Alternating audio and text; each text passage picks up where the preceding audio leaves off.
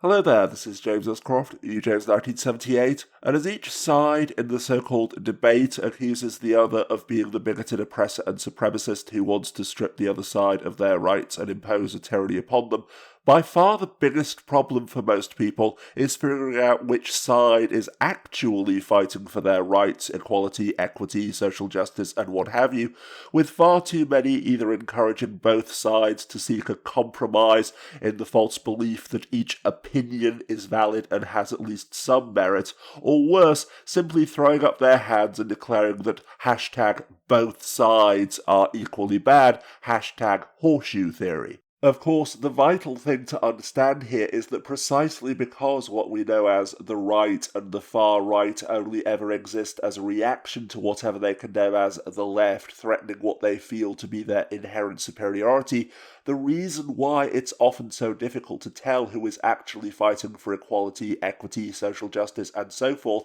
is that, as Corey Robin explains in his book The Reactionary Mind, what we know as the right automatically and almost instinctively co-opts the language of the left and then turns it back against itself. To quote a passage from a previous video in this series, quite literally, in such a mindset, if someone is even implying that what you say, do, think, or believe is not good, then they're accusing you of being Hitler and condemning you to hell. And since, in such a mindset, the only two options are that either you're the bad guy or they are, your automatic instinct is to perform psychological aikido and turn the accusation back against them, because if you don't, then as the bad guy, you are now part of the inferior outgroup who it's okay to exploit and oppress, and the other has successfully turned the tables against you. So we create feminism and they create men's rights activism. LGBTQIA plus people have pride, so homophobes demand straight pride.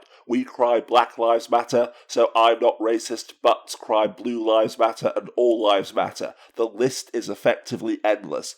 But while the two opposing slogans, movements, or what have you may appear to be mirror opposites of one another, the fact remains that one is proactive and pushing for greater rights, equality, sustainability, and what have you, while the other opposes them. That while feminists, for example, are saying here is how women are still not equal, so here is how we believe we should change society in order to make it more equal, instead of offering any alternate solutions, the anti-feminist simply says, yes, they are equal, so shut up. But men are oppressed too, so shut up, and more men commit suicide, so shut up. Question of the day. What privileges do men have? I mean, I guess it depends on how you want to define. Men are physically bigger and stronger, okay. and we can expose our chest in public. That's about it. What is your end goal with this video? Like, what are you hoping to achieve by showing that men have it harder than women? Is it so we stop talking about like things like toxic masculinity and the patriarchy? Like, everything you talk about in this video is a result of those things. So I'm not going to go back and forth with every single point you made in this video because there's no winner by doing that. If I prove to you that women have it harder than men, or you prove that men have it harder than women, those problems still exist for both men and women. You are literally admitting that you see the same problems, right? The same systems of oppression that are harming everyone in our society. But instead of joining in on the fight against those systems, you insist on reinforcing them, right? Doubling down on them simply because men's voices aren't at the center of this fight.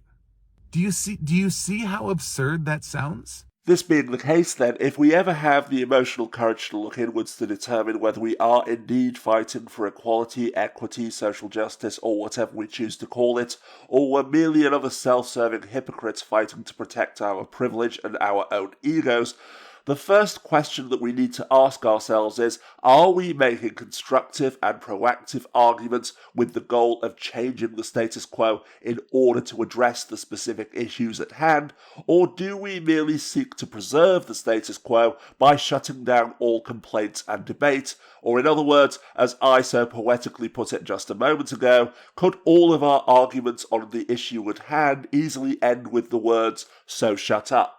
Black Lives Matter, so we demand that police who kill unarmed black civilians be held accountable, and here are a list of reforms and policies that society could implement in order to help prevent such atrocities in the future, versus All Lives Matter and Blue Lives Matter, so shut up. Indeed, the paradox of bigoted oppression is that from the Confederacy, the Nazis and segregationists to transphobes and others who claim to be standing up against hashtag groomers, the bigoted oppressors always believe, or at the very least claim, that they are the oppressed victims fighting to preserve their rights and their freedom and to protect the young'uns and the womenfolk from an evil external oppressive tyranny. So bearing all of this in mind then, if we ever have the courage to examine our own motives, then the second question we need to ask ourselves is, am I excluding people, ideas and lifestyles that I perceive as a threat? Remember, what is known and even condemned as the left is fighting for inclusion, for more rights and for greater equality, to demolish the grossly rigged and unequal systems into which we are all born, while on the other hand, the people who feel threatened by that prospect are fighting to not only limit the rights of and exclude the inferior other, but also to protect society from what they perceive as degenerate and corrupted ideas, banning all mention of LGBTQIA+ issues and banning books which even mention their existence because they genuinely believe that being queer is a social contagion. Sorry that a lot of people have blown their hollow gourds over companies daring to sell adult tuck-friendly swimwear and sending a few custom beer cans to a trans influencer for TikTok. That's seriously all they did. They just sent her a few cans. Calm down! That the only reason any child ever becomes gay or trans is because they were hashtag groomed. Bryant pushed the idea that gay people lived a deviant lifestyle just by being gay alone. And I had to get to her because what she was doing is exactly what people like Christopher Rufo and Chaya Raichik are doing today. They are trying to argue that being a drag queen is inherently and without the need for proof, deviant. And you can see how, in this history lesson, that belief ebbs and flows depending on how out these performers choose to be. We saw a vaudeville repeat in the 80s and 90s, didn't we? Tootsie, Bosom Buddies, Mrs. Doubtfire. A lot of non-LGBTQ actors playing queer or drag characters. And of course, it never went away with sketch comedy like Kids in the Hall or Monty Python. Which is why it's so obvious that drag itself isn't a problem. Drag is everywhere. It's an American institution that isn't exclusive to any specific lifestyle. Very often it's good, clean fun, but other times it can be raunchy and inappropriate. It's not unlike stand-up comedy in that regard, except no one is out there trying to make stand-up comedy illegal, right? Despite what Dennis Prager and Adam Carolla might have you believe, the libocrats aren't banning all jokes. No one is showing a handful of videos of stand-up comedians telling jokes about their dicks to an audience that happens to have a kid in it, and then using that as proof that they should be banned across the board. And it would be very weird if they started doing that suddenly out of the blue. Just like it's weird that a bunch of politicians have suddenly decided that drag is this really insidious thing, and all these people are suddenly protesting and outraged when, I can't stress this enough, it's never been that way in recent culture.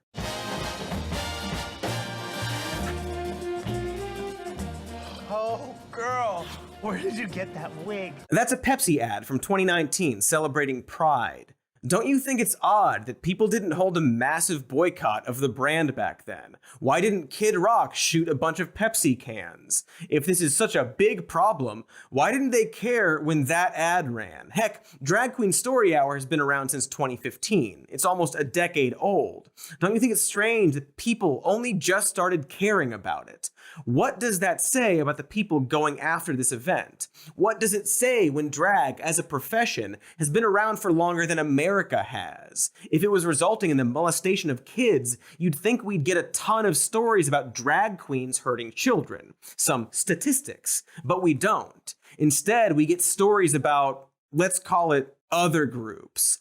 But of course, they don't actually care about kids, nor do they even care about drag. What they actually care about is that drag is a way to empower LGBTQ people specifically, because not too long ago, they lost the battle to prevent gay people from getting married, and they've been mad about that ever since. And they super fucking hate that drag is being used to teach further acceptance for children, because that's all it's actually doing. And likewise, banning the teaching of real history, because surely the only reason anyone ever becomes a feminist, anti-racist, or otherwise woke is that they were #indoctrinated by communist professors, all the while insisting that they don't hate the other because they have token friends within that group, and they are free to do whatever they want over there, away from our protected spaces, and if they know their place, ask politely and don't make them feel threatened, then the superior in-group might even consider allowing them to have more rights, freedom and access,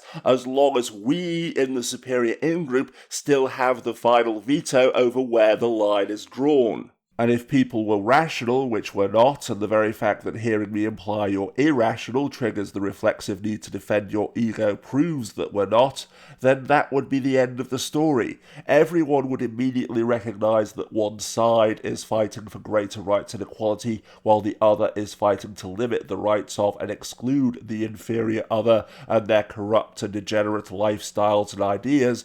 But just as a Christian can literally make a career out of debunking and ripping apart Islam, but then die on the hill of Christian apologetics, insisting that exactly the same arguments that she used to debunk Islam don't apply to Christianity because her faith has to be true, a lesbian woman who spent her entire life debunking the arguments of homophobes, declaring that if her existence and her marriage makes them feel threatened, then that's their problem, will use exactly the same arguments against trans people, insisting that no, see, it's different this time because men cosplaying as women and wearing woman face really are a threat, since I'm the one who's feeling threatened. All this talk of God strikes me as nothing more than superstitious nonsense.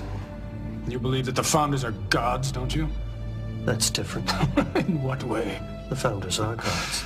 To reiterate then, the second question we need to ask ourselves is, am I excluding people, ideas and lifestyles that I perceive as a threat, especially if it's only because, as is the case with veganism, I'm afraid that if the majority converts, then I won't be able to declare myself to be the good guy by default anymore, because as is the case in all societies, the majority defines what's moral. And if you conclude that yes, that's precisely what you're doing, but it's different this time because insert rationalization here, then the third question we need to ask ourselves is, why do we believe these people pose a threat? Not as individuals, but as a collective. Because if an individual or even a specific group poses a genuine, direct and tangible threat, then you can take specific measures against that individual or group. And yet, as I'll discuss in a moment, reactionary aggressive seek blanket bans of entire demographics and all mention of their existence and whatever they condemn as indoctrination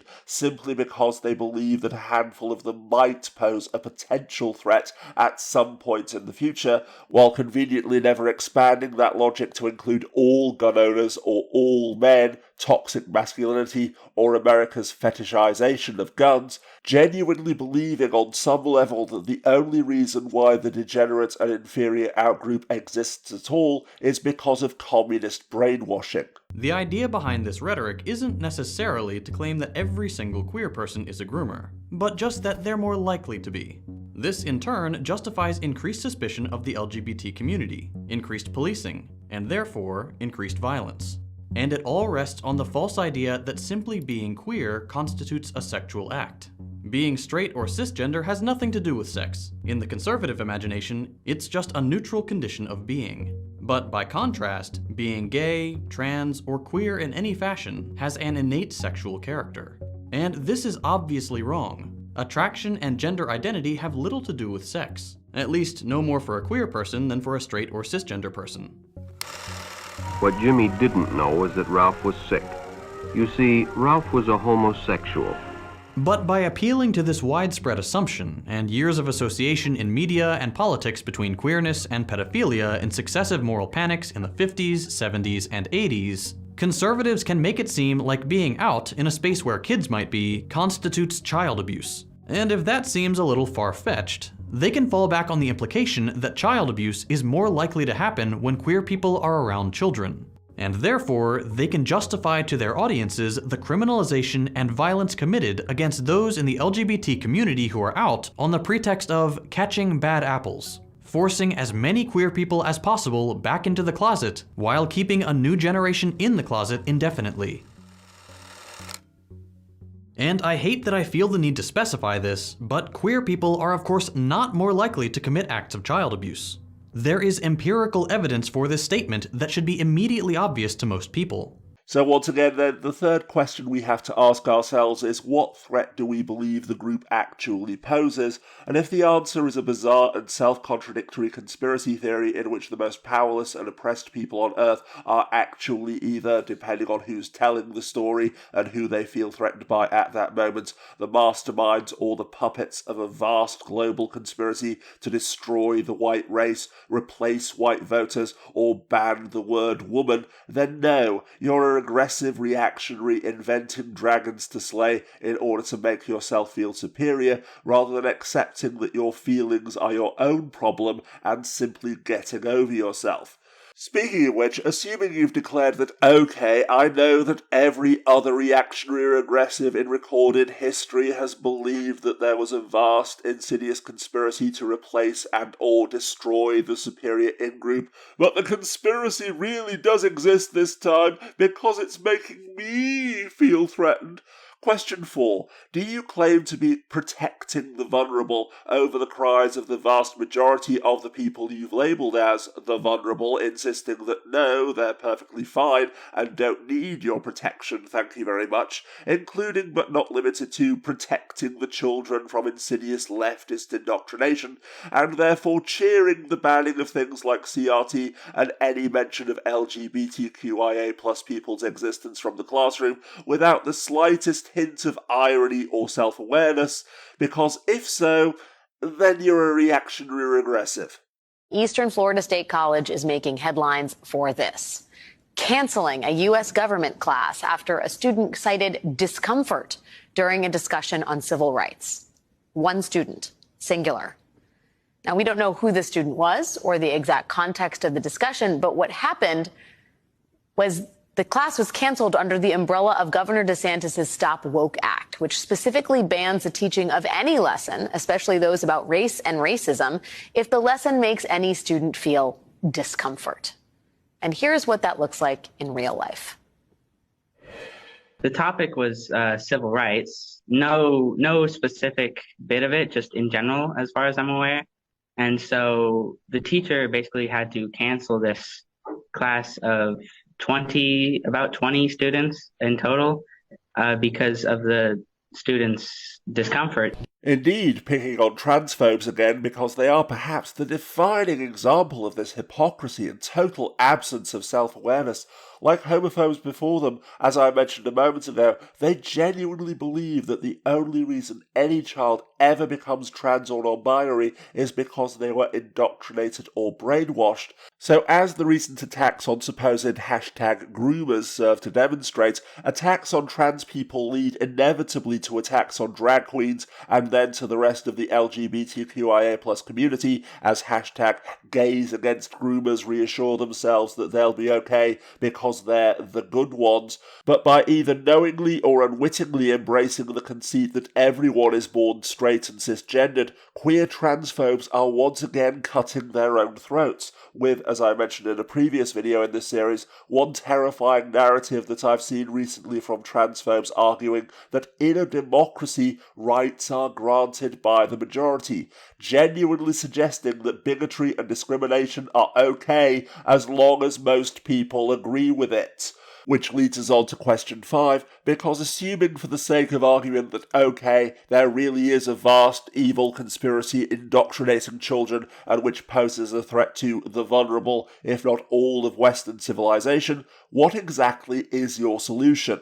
Is it to implement a series of carefully crafted and evidence-based policies and procedures that take into account the root causes of the...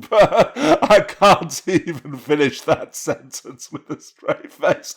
Or is it to morally condemn, ban and criminalise everything that makes you feel icky inside, meaning that you probably need to also give more money to prisons and the police? I typically don't engage with people who are straight up fascists just because it does more harm than good, I think, for my mental health and also platforming them. But I just wanted to use this right here as an example that this is eugenics. Capitalism strips us of our inherent humanity a lot of the time, and it makes it a lot easier to dehumanize people who are struggling through something that we may not have personally experienced. Before I step into their shoes as much as possible to discredit it and prove that they're completely wrong even through their own perspective, I wanted to say that their perspective is objectively wrong. The leading cause of being unhoused is not even mental illness or struggling with substance use disorder. It's actually just a lack of affordable housing, which is like unsurprising to the majority of us, I think. But anyway, just to be clear, substance use disorder is not a personal or moral failing. It's a medical issue. You need medical help. Even if you have no humanity, it is in your financial interest to help them get back on their feet so that they can become productive members of society again, rather than expending more resources to torture them by having them be unhoused. It's been shown, I don't know how many times, that housing first policies have substantially higher rates of success than merit-based programs like we see oftentimes in the US that says that if you are unhoused, you have to show that you are worthy of having a house before they give you a house. But merit-based housing programs just perpetuate this cycle because most of us can understand the basic logic that it's hard to get back on your feet without access to the basic necessities like running water or electricity. So not only would housing first programs save you money if that's really ultimately all that you care about and you have lost your humanity completely, but Medicare for All would also save us money. And it would prevent a lot of these people from being unhoused because, again, the leading cause of personal bankruptcy is medical expenses in the United States.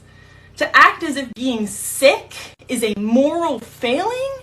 What is this, the fucking 1800s? I guess my point is, even by this person's eugenics fucked up logic of like, if you wanted to take care of the productive members of society, even with your logic, if you want to decrease the spending costs of those productive taxpayers and you want them to see less unhoused people, then the way to deal with that is to house them.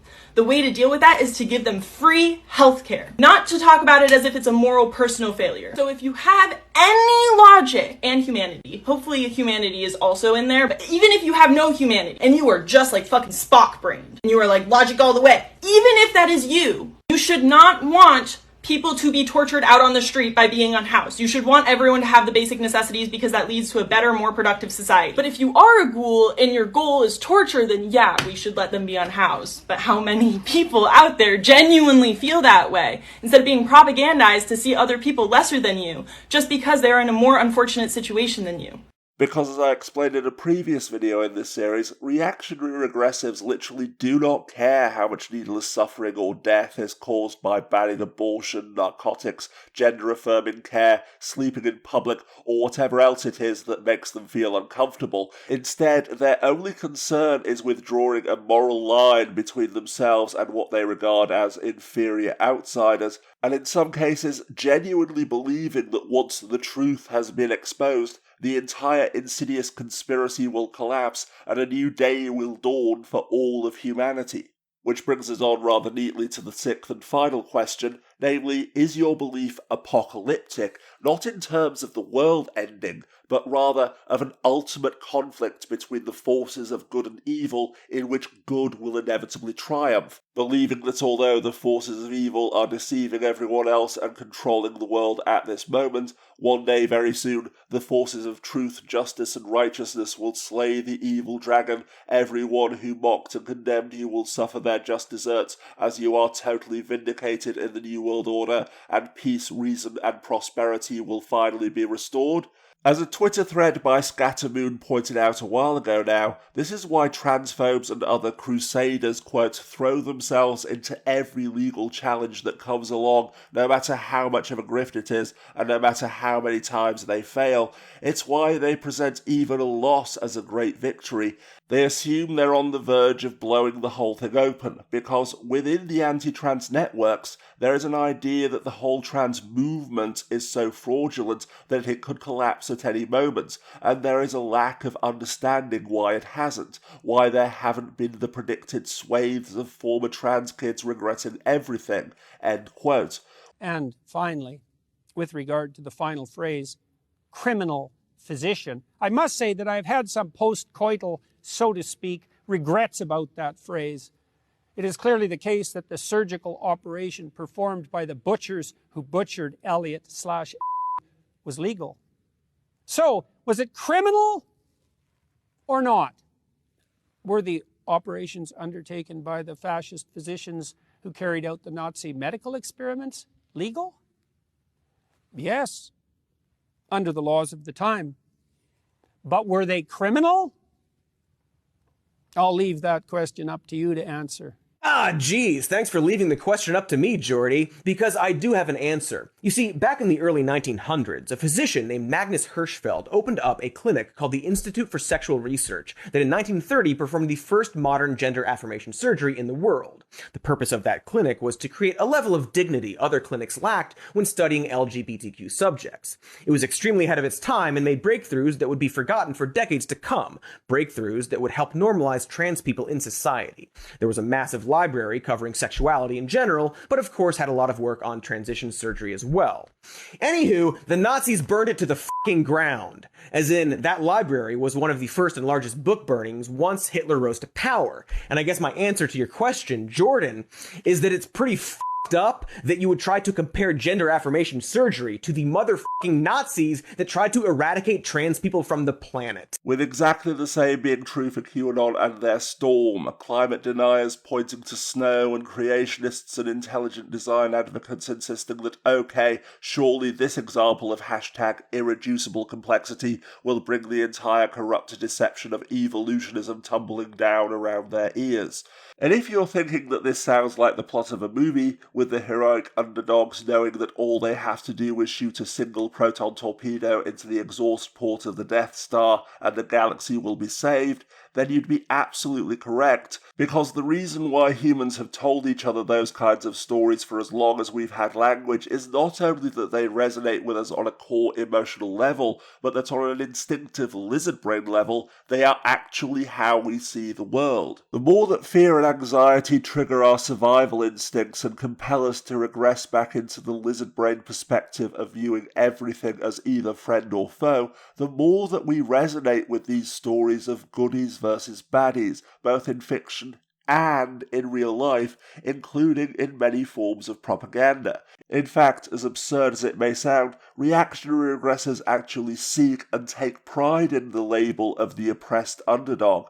Wow, so we really only have one day for soldiers who died for our freedom, but we have a whole month for people just because they're gay? Make it make sense. Hashtag Clown World. November is National Veterans and Military Month. May is Military Appreciation Month. April is Military Child Month, so that's 3 full months. Also, there's Memorial Day, Veterans Day, and Armed Forces Day, so... Yeah, but are we celebrating that as much as we celebrate all the gay stuff? That's an entirely different conversation, and I'd be happy to tell you how you're wrong about that in just a second, but we're not going to move forward in the conversation until you acknowledge that you were wrong just then. When's the last time someone threw a party for me for being straight? Oh, hold on. Think about We're not there yet. Think about Slow down. Shut up. Do I get a parade or do I have to be trans? No, shut up. Shut the whole fuck up right now. So let me get this straight. A soldier dies, no one cares, but somebody's a lesbian and we're all supposed to just be super excited about that? You said we have 1 day for soldiers and a whole month for queer people, and then I quickly demonstrated that you were 100% wrong about time jump! What the fuck just happened? Why are my clothes different? I time jumped you. It's a year later now. What? And I'm still pissed! You mean to tell me that brave men and women are signing up to defend my God-given American freedom, and our backwards, woke, liberal society is only gonna give them one measly day to celebrate? So we skipped forward a whole year and you went back to your first bad, incorrect argument? I don't recall ever being proven wrong. Last year, we had this exact same conversation. I told you then, we have 3 full months and 3 full days to celebrate soldiers. Time jump! Stop doing that! How are you doing that? You gotta watch out for that. I'm time jumping you. Oh, I think I'm gonna throw up. And looks like it's time to congratulate the gays for being gay again. Too bad I'm just a straight white guy who supports the troops. No full months for me and only 1 teeny tiny day for my little troopies. There are 3 full months and 3 full days, and I know that you know that. Then why don't we celebrate them? You were wrong. We're gonna solidify that first. You were wrong just then, but let's move on before you time jump us again. Time jump! And I'm proud to be an American, where at least I know I'm free. And I won't forget the men who died, unless it's June, when I'll give drag queens a whole month for wearing a dress, even though I just gave soldiers only one little teeny weeny day. Okay, you're wrong about the first argument. We've established that. Let's move forward. Am I, though? Am I wrong? Yes. You are. Okay, if I'm so wrong, then how come it's illegal for me to celebrate soldiers? It's not. We do. There are parades for vets. They're regularly celebrated at sporting events. You are allowed to celebrate them anytime you want, as publicly and as loudly as you want. We could do better by them on a legislative level, and why don't we? You vote Republican, right? Yes. That's why. Okay, then why don't stores celebrate soldiers as much as they celebrate people using pronouns? All I'm saying is, if America really is as jazzed on its armed service members as it is on gay people, then why can't I buy any pro-America merch at any store? Where'd you get the hat you're wearing? At a store. Got this in there too. Great store. Got this shirt there. Awesome store. Lots of patriotic stuff in there to show that you like America and the little troopies, the little troopy troops. Cool. So looks like you found a store that sells America merch, right? Yeah, one. This is exactly like every December when you insist that no one is allowed to celebrate Christmas, even though Christmas decorations are literally everywhere and it's one of the most widely recognized and celebrated holidays in the entire world. I swear to God, if you keep saying I'm not right about stuff, I'll time jump us so fast your head'll fucking spin. You're never correct about anything. Time jump! What's with June being all gay? Oh, I've lost so many years of my life! Because as paradoxical as it may seem, it's the ultimate power fantasy. After all, name a single work of fiction in which the hero is an all-powerful and universally beloved leader of a harmonious utopia who sees a tiny group of reactionary extremists threatening their people and crushes them without even breaking a sweat. But at the same time, though, because the entire aim, goal, and purpose of their delusional conspiracy theory is to reassure themselves that they are superior, they also have to simultaneously believe that they are indeed the moral majority, insisting that the only thing keeping us from living in a utopia is indeed the tiny group of reactionary extremists who hate our freedom and who they can crush without tensing a muscle. See, propaganda does still require a worthy foe, or more accurately, a foe that justifies the volume of force that the propagandist is trying to rally. Triumph of the Will and Nazi ideology in general is obsessed with both the unstoppable might of the party and the need for that unstoppable might to be levied against the paradoxically weak degenerates who secretly control everything.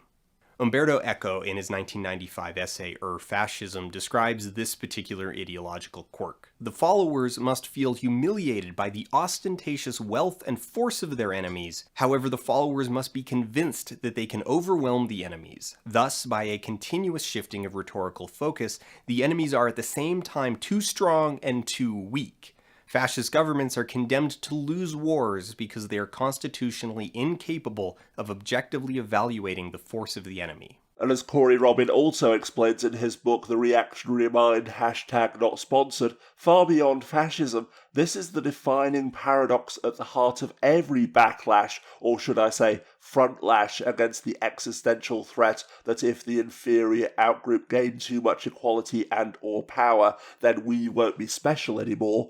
After all, if we're so inherently superior, then how could the inherently inferior ever pose any kind of existential threat?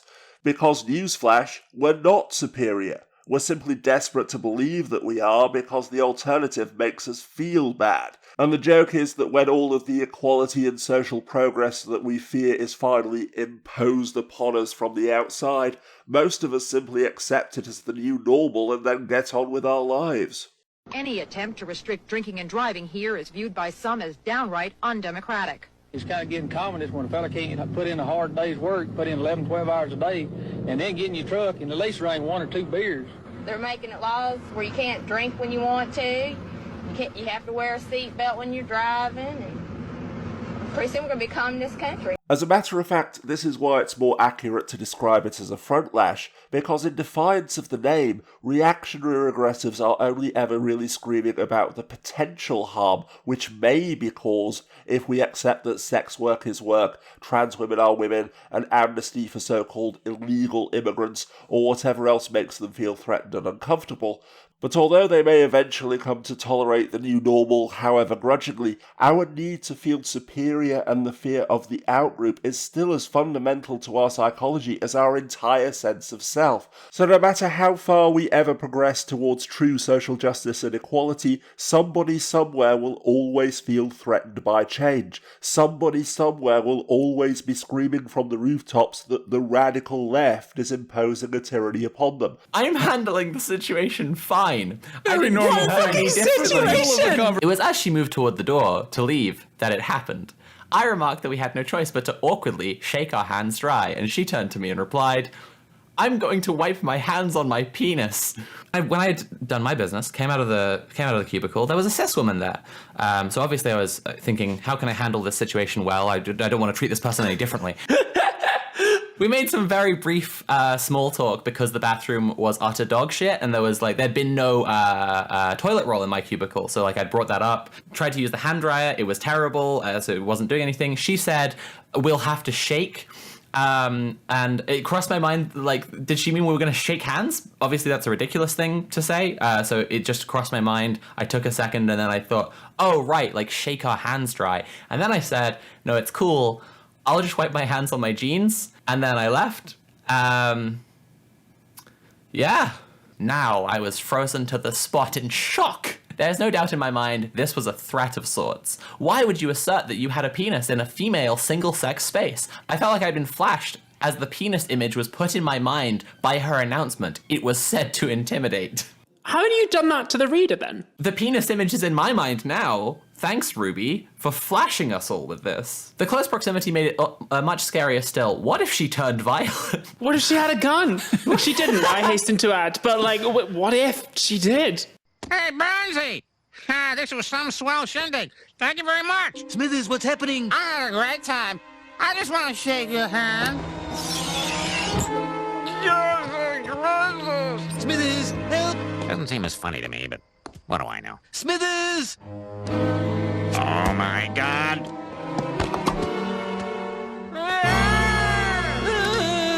The benefit of the doubt here is in some ways weirder than the calculated lie, because the benefit of the doubt version is that she saw a trans woman, and then through the whole interaction, which kind of aligns with what she wrote anyway, she was just thinking penis, penis, penis, penis, penis, penis, penis, penis, penis, penis, penis, penis, penis, penis, penis. And then when I said I'll wipe my hands on my jeans, she had this Freudian mishearing, you know?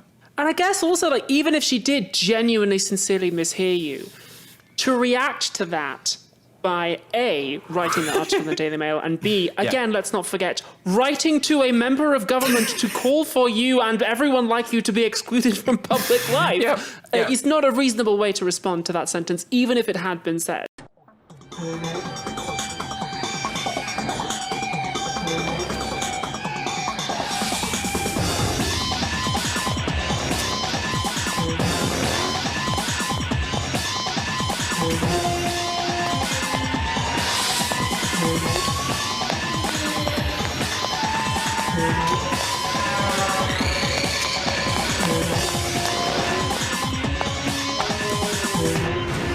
In some ways, I was lucky. They made this intimidating comment and then left. If this had gone further and had become physically violent, it could have been at least 20 minutes before someone realized I was 20 missing. minutes? Your friends again, worse. The article. It's at 20 now. With little chance of anyone hearing me call for help.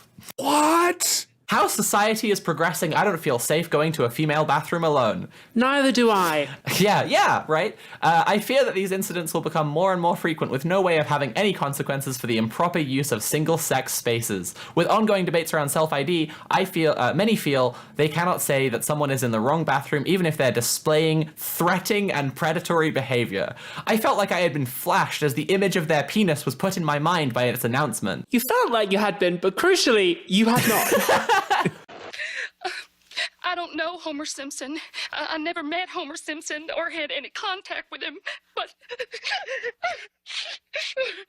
I'm sorry, I can't go on. That's okay. Your tears say more than real evidence ever could.